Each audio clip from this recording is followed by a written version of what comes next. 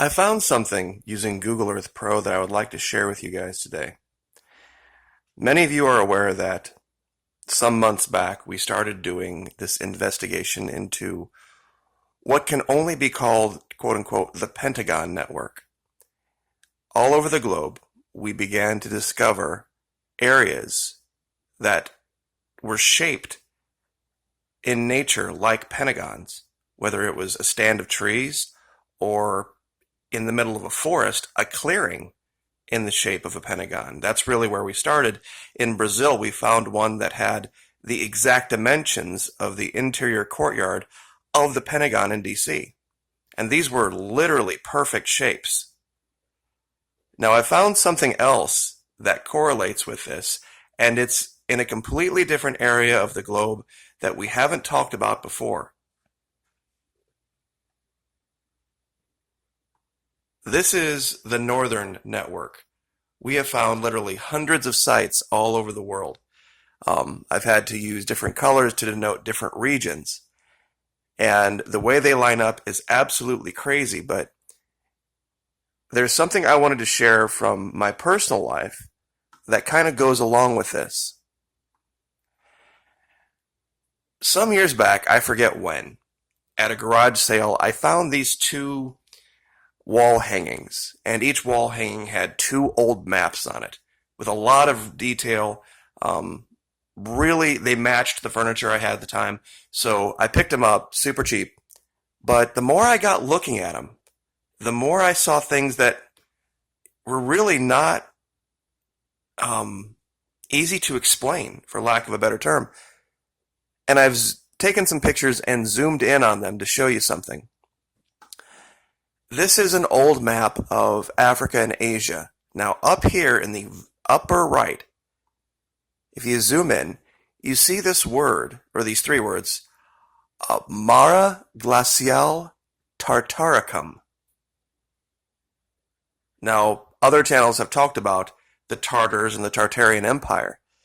That was this region, what we know, generally speaking, to be around Siberia. This is one of the maps, but this is another one. This is the other lower map. And here it says Oceanus Tartaricus. And I thought that was very strange, being this close up here to the North Pole.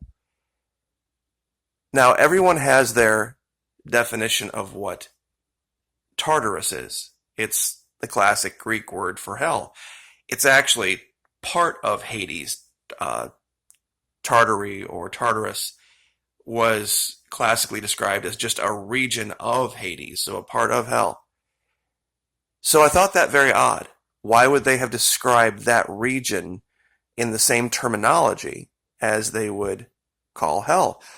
Well, hell was always depicted, and even in Judeo-Christian theology, as being occupied by a serpent. I've used this picture here. You can see over here the long neck and the head. This one here is a little bit better. Just throughout history, this idea of a serpent, or the head of a serpent, being associated with hell, Hades, Tartarus, is common to almost all recording of this. Whether you want to call it a mythology or belief or religion, whatever, this idea of hell or people in hell or in Tartarus always goes along with the idea of a serpent. Now, the crazy part about this is that when you go to Google Earth Pro and you look at this area,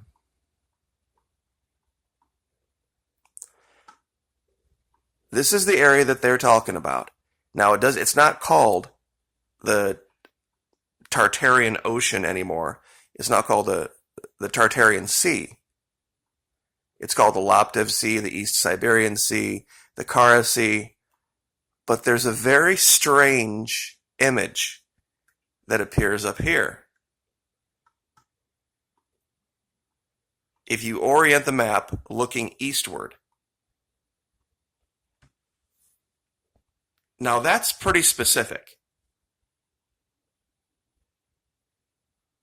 I don't think you would have to be all that creative to look at that image and see the head of a serpent in a place where, on maps, hundreds of years ago, before Google Earth Pro could have even existed, they were labeling this area in the same terminology as hell, as Tartarus. And what do we know of Tartarus? I believe the serpent that the Greeks called it was Typhon. In fact, the disease typhus was named after this because of the hellish nature of it. And then when you look down, using a map from orbit, you see the head of a serpent or the head of a dragon.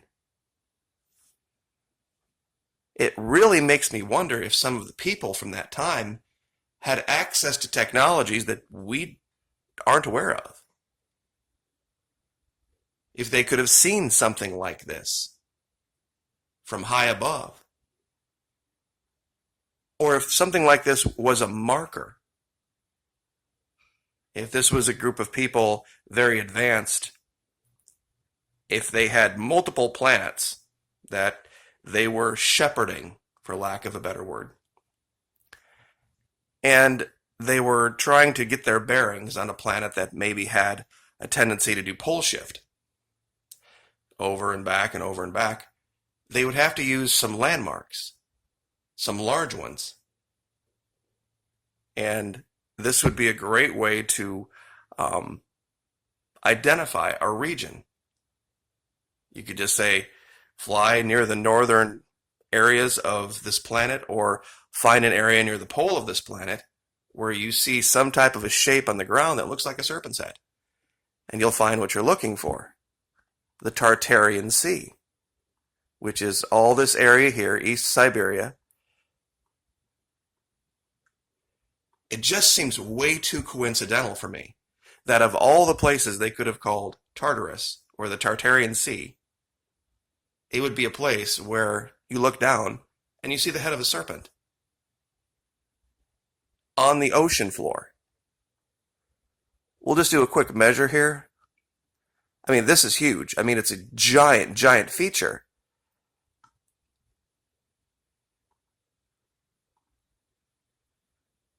I mean, it's 300 nautical miles across this way, which is 581 kilometers.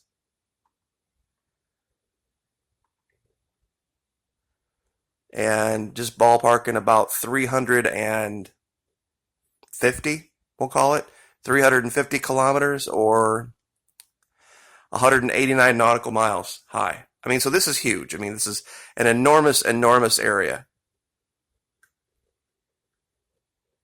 But I'm not sure how anyone could miss this.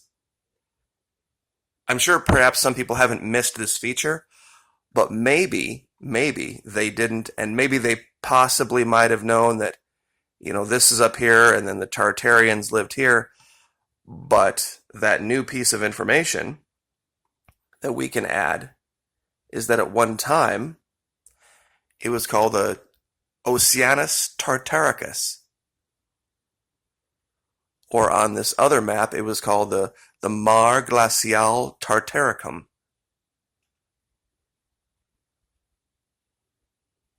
I think this might just go to lost language, which is something else I wanted to talk about. This idea of dragons and serpents in history.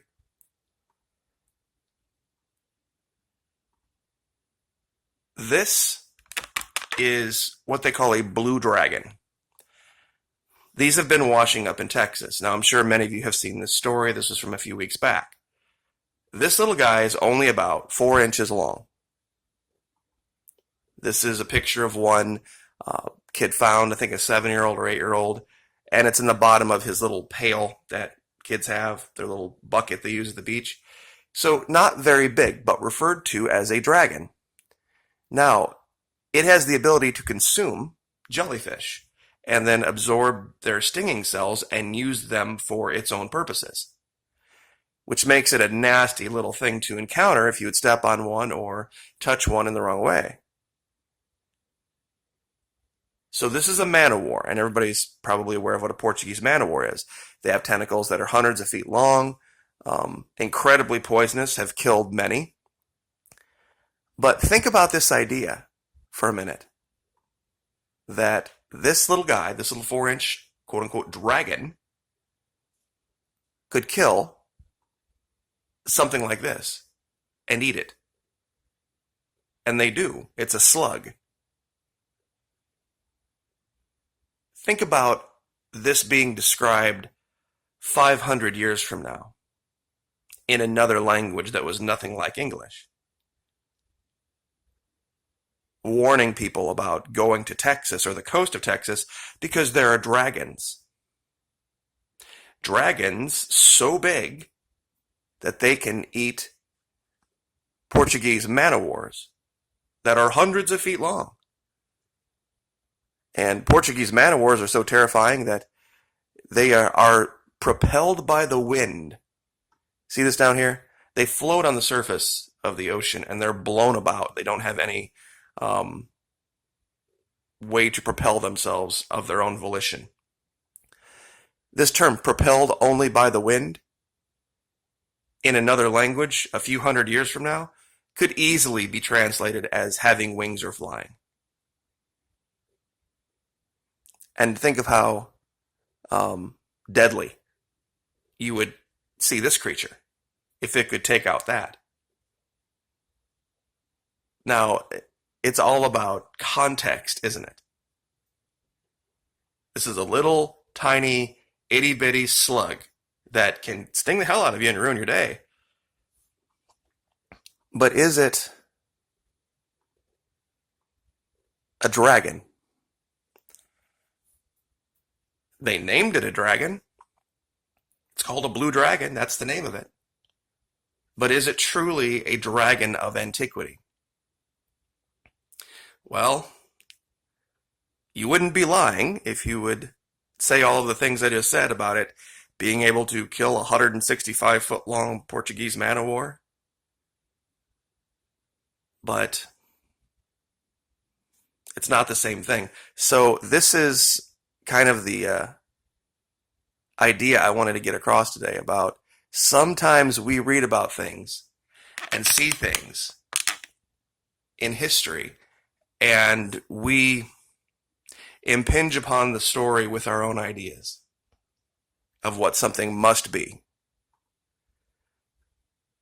And look, I would not want to encounter one of these things. They are incredibly dangerous or deadly, but if I saw one floating on the sea, I wouldn't be terrified. I'd be thankful that I saw it, and then would take any and all measures necessary to clear the area. So sometimes information from these old maps, I had to cover this. I'm sorry, I didn't mean to click on the picture this quick, but we're just going to go ahead and cover it anyway. A lot of you were giving me a bunch of crap about using all the bikini pictures. Talking about Florida, talking about being in the sunshine and, getting a tan and all that kind of culture. Well, I kid you not, a few days ago, this broke on RT about this Russian nurse working in these wards, treating these COVID patients, and it was so unbearably hot in these places that she decided to, underneath her gown, wear basically just a bikini. Her bathing suit, because she was just so uncomfortable. And she was somewhat unaware of the level of opacity, I guess is the word. I mean, she knew that you could kind of see through it, but not nearly as bad as this picture shows. But the guy in the background here is it's just too funny. It really is. He's like, you could just tell he's thinking, I would have got sick a long time ago if I'd have thought this was the case, But you just can't make this stuff up. That this Russian nurse, to deal with what she had to deal with on a daily basis, decided to throw on a bikini and then throw on her protective gear over it just to deal with the heat. So anyway, I know that was kind of a left turn, but we've got to laugh these days. We really do. We've got to find every opportunity we can to extract whatever joy from life is available. So I will leave it there. Like, share, subscribe, and we will see you next time.